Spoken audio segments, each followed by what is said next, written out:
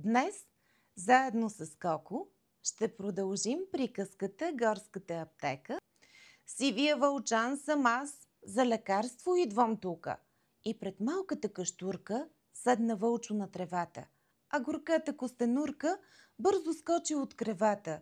Топла билка му подава. Пи от синята тинтява, болката ми не минава. Пий тогава мен те дива. Злия вълчо се превива, охка вика и се мръщи. Я излез навън от къщи.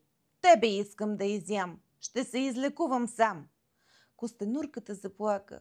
О, леле, какво дочаках? Костенуркиния плач чу заспалия кълвач и при Бухлю отлетя. Страшно зло ни сполетя. Сивия вълчан дойде тук в нашата гора и сега ще изяде костенурката добра. Бухлю гневен разпъхтян стресна стария вълчан. Хей, злодей, що дириш там? Костенурката ще ям. Имам болки в стомаха и с нищо не се маха. Вълчо, чакате отплата.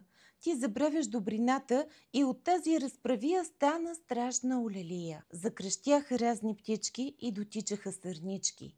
Зайци, ешковци, лисици, две разплакани картици. Меца близо там се случи, новината щом научи.